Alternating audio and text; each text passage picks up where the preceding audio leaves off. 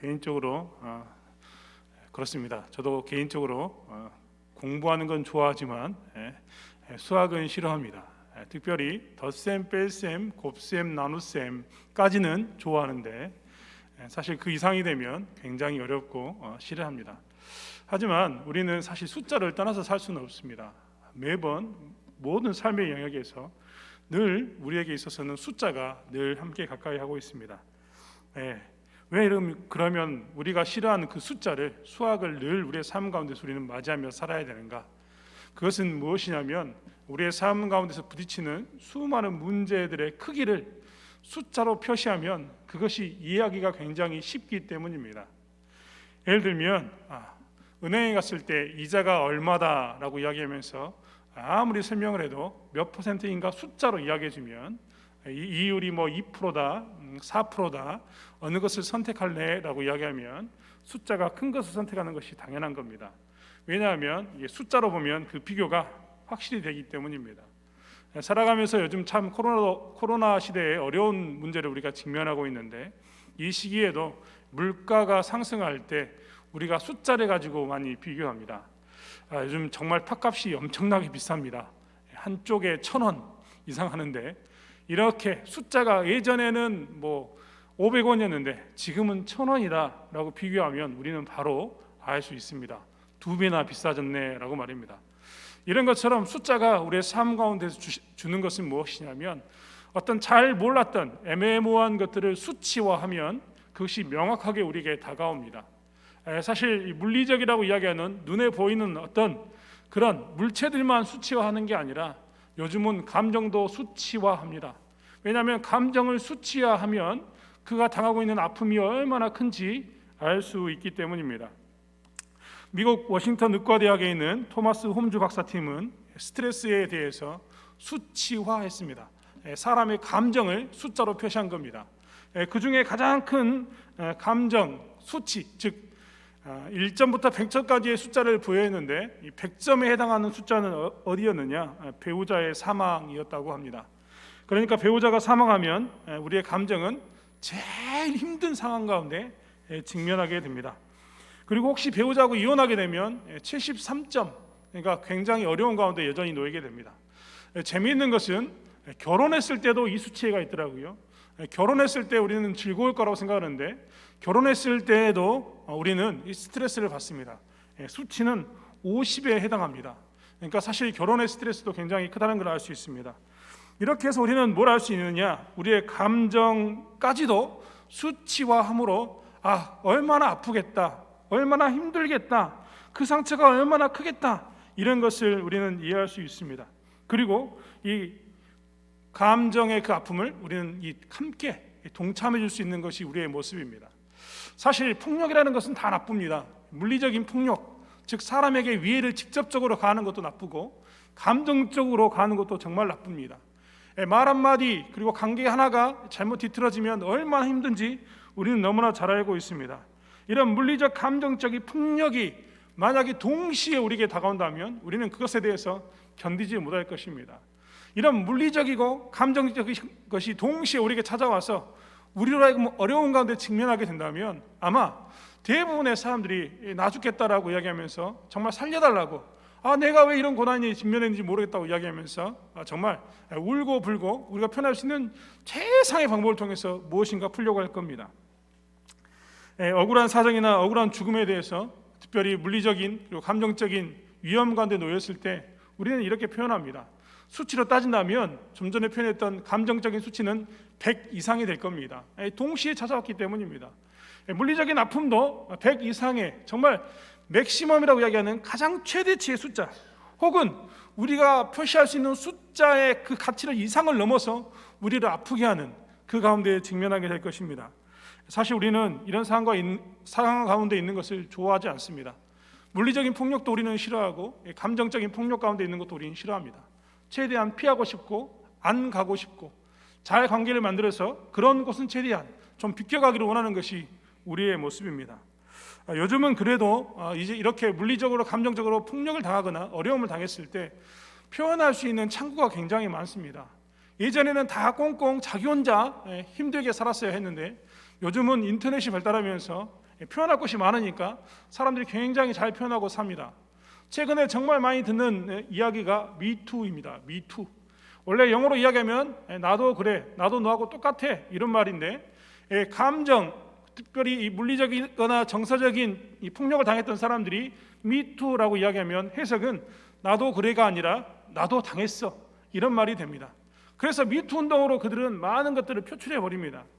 혹은 음주운전에 의해서 뺑소니 사고로 사람이 죽게 되거나 정말 내 사랑하는 아이가 교통사고로 학교 앞에서 죽게 되었을 때, 그때도 그들은 인터넷 굳이 말하자면 청와대 그 게시판에 글을 올리면서까지 그들은 그들의 감정을 표현하거나 그들이 처한 상황 가운데 있는 것에만 멈추는 게 아니라 정책적으로라도 바꾸어서 반드시 그 어려움이 두 번 다시 오지 않게 만들기 힘쓰는 것이 이 시대의 모습입니다.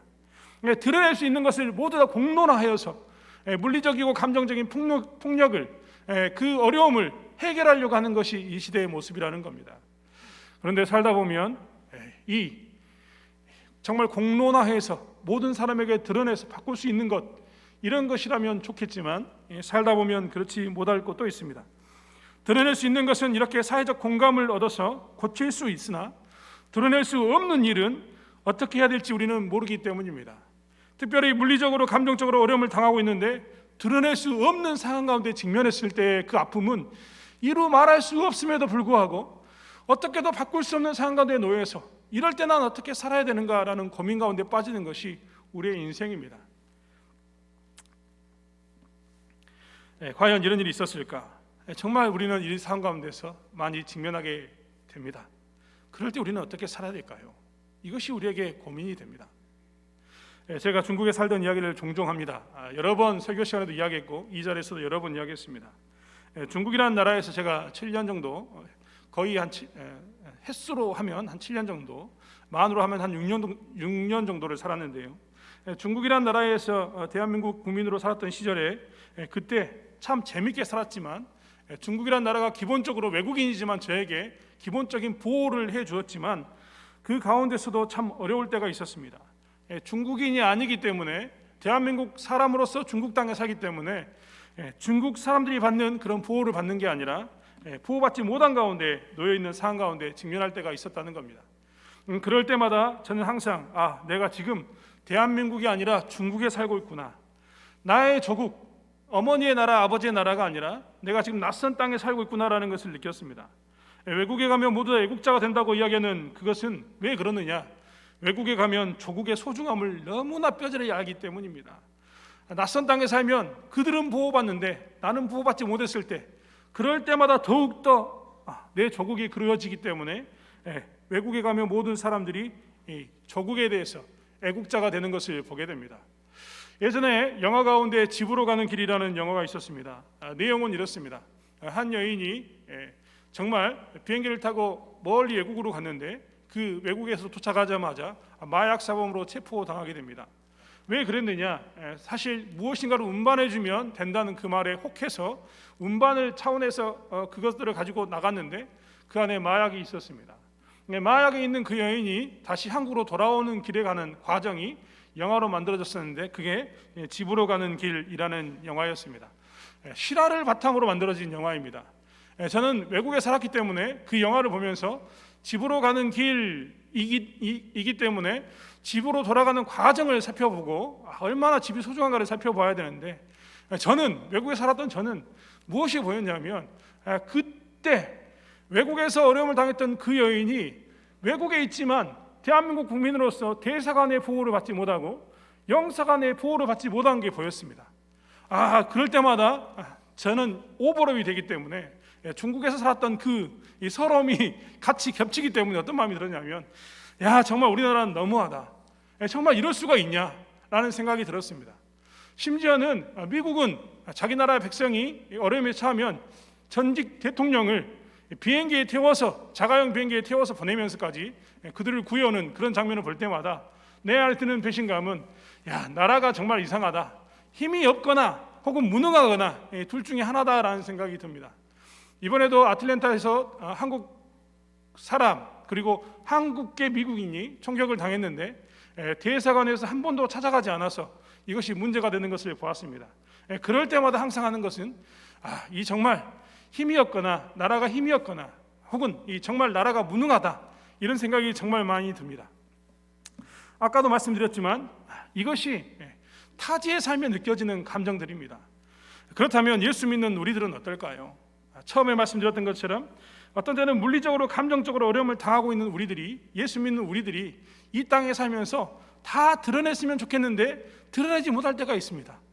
오늘 특별히 베드로전서를 읽고 있는 이 시대의 사람들은 어떤 상황이었느냐? 다른 모든 사람들은 그들의 신이 있고 그들의 신전을 향해 갈 수 있는데 오직 그리스도인들만 하나님 믿는 것을 드러내고 섬길 수 없었습니다. 오직 예수 믿는 사람만 꽁꽁 감춰지는 가운데서 살았어야 했습니다. 미투 운동처럼 억울함을 당하면 공론화시켜서 사회적 공감을 얻어서 이것을 뒤집어 엎어버리면 되는데, 정책적으로 바꾸면 되는데, 이 예수 믿는 사람은 이 시대에 어떻게 살았어야 했느냐? 이걸 공론화할 수 없는 겁니다. 왜입니까? 공론화하는 순간 자기는 죽음 가운데 놓이기 때문입니다. 공론화하는 순간 사람들은 우리를 불쌍히 여기는 것이 아니라 국가에서 정한 정말 잘못된 무리, 이렇게 평가하기 때문에 이들은 공론화할 수가 없었던 겁니다. 철저하게 그들은 어떻게 했느냐? 하나님만을 바라보면서 살 수밖에 없었고, 문제가 있을 때에도 공론화하지 못하기 때문에 물리적으로 감정적으로 상처를 입을 때마다 어떻게 해야 하느냐, 어떻게 살아야 할까 고민할 수밖에 없었습니다.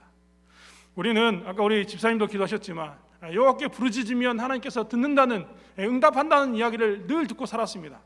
이사야서 59장에 있는 것처럼 여호와의 손이 짧냐, 아니면 여호와의 귀가 둔하여서 듣지 못하느냐, 이런 이야기를 듣고 살았습니다. 또한 이런 이야기를 귀합해 보면 하나님은 전지전능하다, 이런 말을 듣고 살았는데, 사실 물리적이고 혹은 감정적인 폭력을 당하는, 이 고난을, 어려움을 당하는 이 신자들은 우리 하나님이 전능하다라고 들었고, 여호와의 손이 짧아서 구원치 못하겠느냐, 귀가 둔하여서 듣지 못하겠느냐, 너희는 내게 부르짖으라 그럼 내가 응답하겠다라는 말을 들었음에도 불구하고 어려운 가운데 놓였을 때마다 하나님께서 움직이지 않은 것을 보게 됩니다. 아마 이러면 대부분 사람들은 합리적인 의심을 하게 됩니다. 우리가 외국인으로서 외국에 살면서 내가 이방 땅에 살 때, 외국에 살 때 내가 어려움을 당했을 때 국가가 도와주지 않으면 국가가 무능하거나 국가가 힘이 없는 건 아니냐라는 의심이 들었던 것처럼, 우리 가운데도 어떤 생각이 드냐면 하나님은 손이 짧은 게 아닐까, 하나님은 귀가 둔한 게 아닐까, 하나님은 전능한 게 아니라 무능한 건 아닐까 라는 의심이 생기게 된다는 것입니다. 왜 침묵할까? 정말 뻔히 보이는 어려움 가운데 놓여 있는 걸 하나님께서 아시는데 왜 침묵하실까? 이것에 대해서 우리는 자꾸만 하나님을 의심하는 방향으로 나가게 된다는 겁니다. 왜냐하면 내가 처해 있는 물리적인 그리고 감정적인 어려움이 너무나 크기 때문입니다. 오늘 본문에도 분명히 표현하고 있습니다. 오늘 본문에 이 신자들이 당하는 시험을 뭐라고 표현했냐면 불시험이라고 표현했습니다. 직접적으로 불이 내린다 이런 것이 아니라 불의 뜨거움처럼 아주 뜨거움의 크기가 너무나 크고 힘든, 감당할 수 없는 어마어마한, 정말 앞에다가 시험이라는 것 앞에다가 정말 이 불이라는 말을 붙여서 최대한의 크기를 표현하고 싶어서 이 불시험이라고 표현했습니다. 이 정도 시험이 오면 신자들이 아무런 잘못이 없는 가운데 이 정도의 시험을 당하면 얼마나 부르짖었겠습니까? 얼마나 외쳤겠습니까? 그런데도 하나님께서는 응답하지 않으시고 하나님께서는 듣지 않은 것처럼 잠잠하시니까 이들은 아마 대부분 다 하나님 정말 이럴 수 있습니까? 혹은 무능한 건 아닙니까? 혹은 손이 짧은 것은 아닙니까? 혹은 귀가 둔한 것은 아닙니까? 라고 그들에게 이야기했을 것입니다. 하나님께 부르짖었을 것입니다. 하지만 성경은 뭐라고 이야기하고 있느냐? 오늘 그 불시험을 당하는 것을 뭐라고 표현하고 있냐면 12절에 불시험을 이상한 일 당하는 것 같이 이상히 여기지 말라라고 표현하고 있습니다. 분명히 시험을 당하고 있는데 하나님께서 구원하지 않고, 분명히 내가 시험을 당하고 있는 가운데서 이 시험이 너무 커서 이 물리적이고 감정적인 이것에 대해서 나는 세상에 대해서 공론할 수 없기 때문에 하나님만이 오직 유일한 힘이고 하나님께서 움직이지 않으면 내 문제는 절대 풀리지 않는데, 그 풀리지 않는 상황 가운데 있는 것을 어떻게 여기라고요? 이상히 여기지 말라는 겁니다. 그 말을 뒤집어 놓고 이야기하면 그것은 당연하다 이런 말이 됩니다. 당연히 여기라는 겁니다. 왜 그러면 우리는 생각해 봐야 됩니다. 왜 하나님은 불시험에 당한 걸 알면서도 하나님이 손이 짧지 않고 귀가 열려 있음에도 불구하고 분명히 응답할 수 있는 전지전능함이 있음에도 불구하고 우리에게 불시험을 허락하셨을까? 불시험을 허락하고 난 후에 오히려 우리에게 표현하기를 이상히 여기지 마, 당연한 거야 라고 하나님께서 우리에게 말씀하셨을까? 우리는 한번 좀 생각해 보아야 된다는 것입니다. 먼저는 우리에게 있어서 이 어려움, 이 불시험이 어떻게 다가오는가를 우리는 살펴봐야 합니다. 우리는 늘 아는 것처럼 이 고난은 우리에게 있어서 무엇이냐, 우리를 파괴하는 것이 아니라 단련이라는 것을 기억해야 합니다. 대부분 불시험이 다가오면 너무나 어렵기 때문에, 물리적인 그 폭력이, 감정적인 폭력이 너무나 힘들기 때문에 우리는 대부분 다 빨리 벗어나고 싶고 빨리 이것이 끝났으면 좋겠는데, 그런 감정 가운데 있는 우리들에게 있어서 대부분은 드는 생각은 이 고난이 나를 죽인다, 이 고난이 나를 피폐하게 만든다, 이 어려움만 벗어나면 내가 살겠는데 이 어려움이 나를 죽이는 것이 너무나 힘들다라고 늘 고백하고 살게 됩니다. 그런데 하나님께서는 그것이, 그 고난이 우리를 파괴하는 것이 아니라, 우리를 죽이는 것이 아니라 우리를 단련하는 것이다 라고 이야기하고 있다는 것입니다. 무슨 단련하는 것일까? 이런 생각이 들기도 합니다만, 우리에게 있어서, 어려움을 당하는 우리들에게 있어서, 신자인 우리들에게 있어서 이 어려움은 결과가 다르기 때문에 우리에게 있어서는 단련입니다. 같은 어려움을 당해도요, 소망이 없는 자들에게는 절망만이 기다리고 있습니다. 소망이 없는 자들에게는요, 어려움이 다가오면 그래서 피할 길이 없는 겁니다. 왜요? 소망입니다. 바라보는 것이 없습니다. 더 이상 나갈 곳이 없기 때문에 그들은 선택이 정해져 있습니다. 그들의 인생을 포기하거나 아니면 죽음의 자리로 그들이 먼저 가는 것 외에는 답이 없습니다. 하지만 이 소망이 있는 자들은 다릅니다. 같은 어려움에 직면해서도 소망이 있는 자들은 그 소망이 있음과 동시에 어려움을 어떻게 여기게 되냐면 단련으로 여기게 됩니다. 여러분 그렇지 않습니까? 여러분, 우리는 금메달을 준비하는 운동선수들을 많이 지켜보게 됩니다. 운동선수들은요, 굉장히 많은 시간을 운동해야 합니다. 굉장히 스스로가 자원해서 그 정말 우리가 생각하는 끔찍한 그 운동을 합니다. 하루에 몇 시간씩, 몇 분씩 정말 자기의 모든 것을 투자해서 땀을 흘리면서까지도 그는 오직 그것만 합니다. 제가 유도 선수를 본 적이 있는데요, 유도 선수와 레슬링 선수의 특징이 있는데 귀가 없답니다. 귀가 이렇게 달아져 가지고 없습니다. 그런데도 그들은 어떻게 하느냐, 금메달이라는 소망이 있으니까 어떻게 하냐면 그 고난의 자원에서, 자청해서 그 훈련 가운데, 어려운 가운데 들어가게 됩니다. 왜입니까? 소망이 있기 때문입니다. 그래서 소망이 있는 사람은 자기 자신이 지금 겪고 있는 그 어려움을 뭘로 여기냐면 단련으로 여기게 되는 것입니다. 여러분, 좋은 대학교에 가는 그 소망이 있는 사람은 지금 공부합니다. 그리고 공부하는 것에 대해서 뭐라고 얘기냐면 그것을 절망으로 생각하는 게 아니라, 나는 정말 너무 어려워서 내 인생은 망했다라고 생각하는 게 아니라 내가 대학교만 들어가면 내 인생이 어떻게 된다는 소망 가운데서 그것을 이겨낼 수 있는 것이 마땅한 것 아니겠습니까? 그렇기 때문에 소망이 있는 사람들은 현실의 어려움을 뭐라고 표현하느냐, 단련, 다름박질, 연습, 이런 단어로 표현합니다. 하나님께서 오늘 우리에게 고난을 허락하신 이유가 바로 여기 있다는 것입니다. 우리에게 뭘 하기 위해서?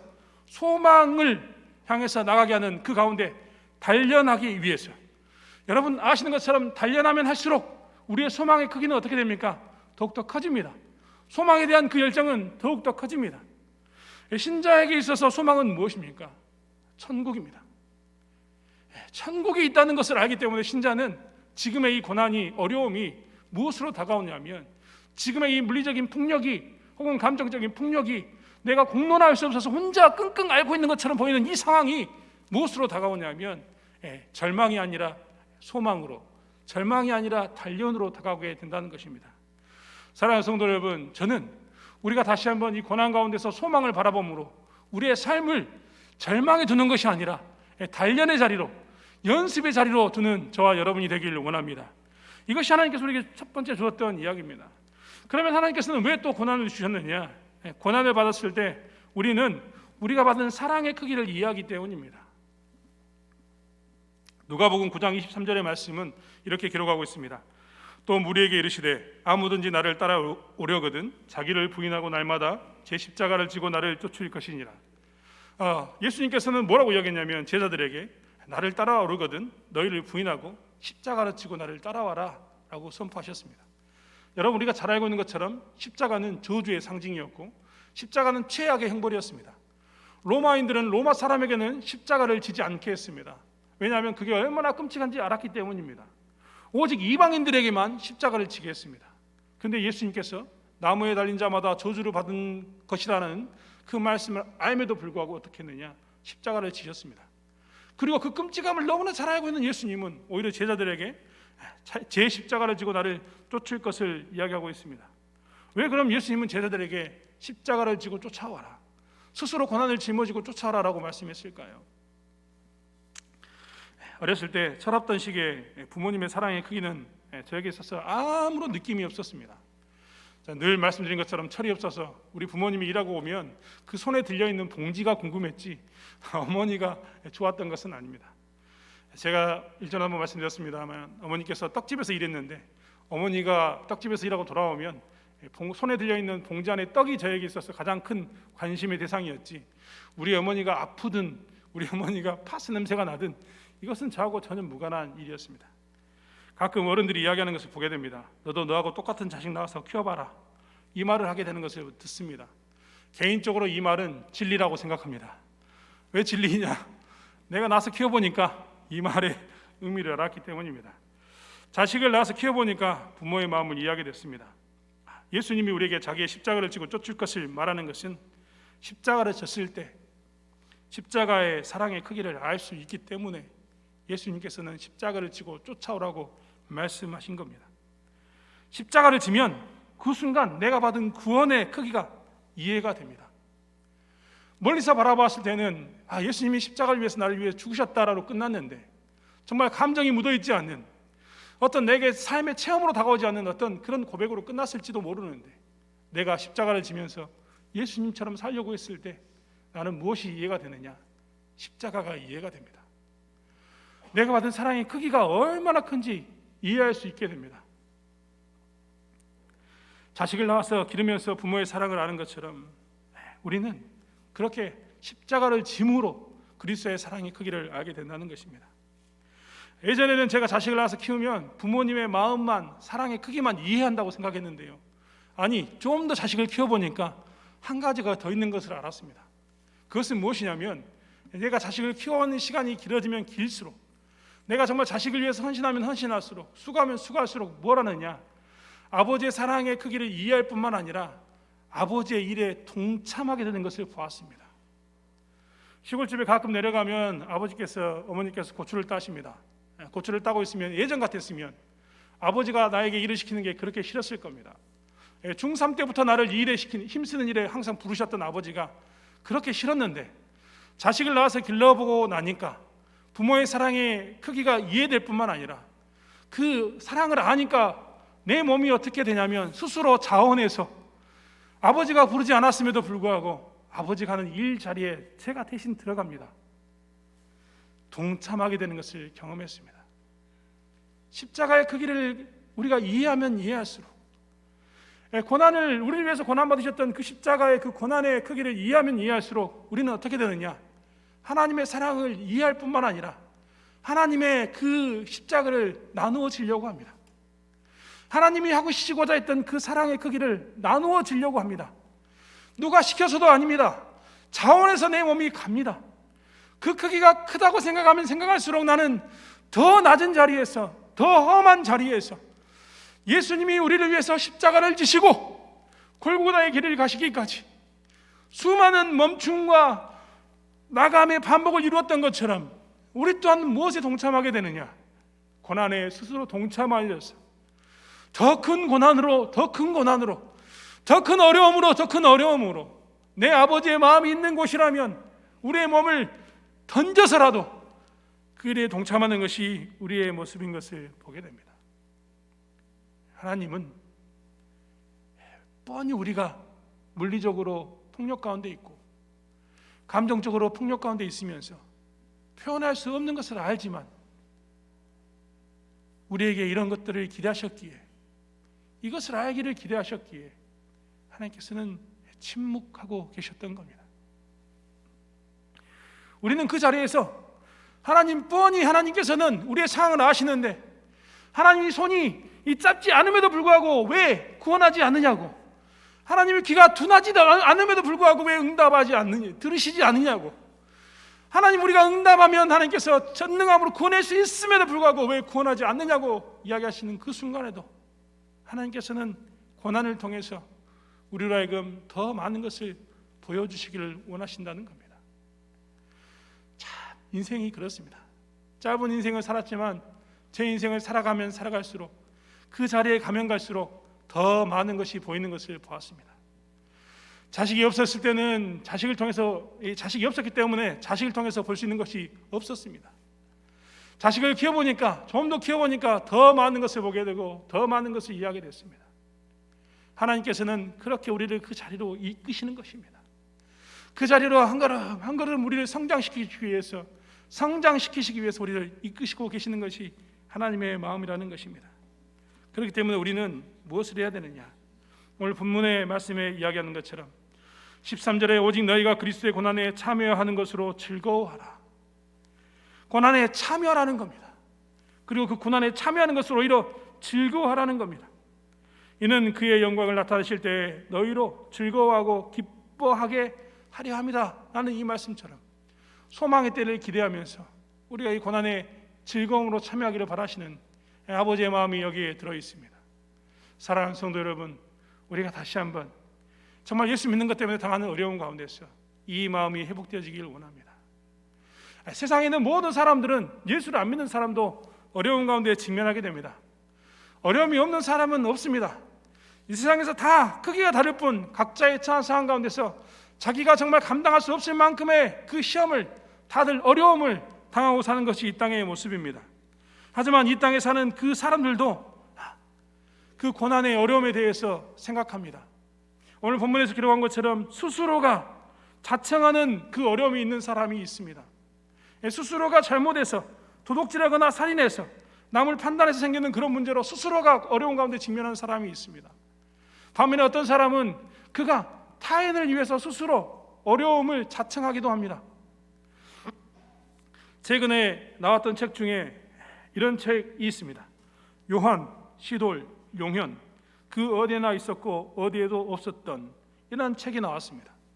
아마 TV에서 다큐멘터리로 보신 분도 계실 겁니다. 이 사람, 요한, 시돌, 용현이라는 사람은 한 사람입니다. 하지만 새 인생을 살았습니다. 그는 삼풍백화점이 무너졌을 때 사람을 구원하는 일이 있어서 자원하여서 힘썼던 사람입니다. 그는 국가가 잘못된 모양으로 사람을 죽였을 때, 군인을 죽였을 때 군인의 그 부모에게 휘둘러지는 몽둥이를 대신 맞으면서 가장 앞자리에서 함께했던 사람입니다. 그는 자연이 무너지는 것을 보고 호련히 또 자연을 위해서 살았던 사람입니다. 한 사람인데 세 가지 인생을 남을 위해서 살았던 사람이 그였습니다.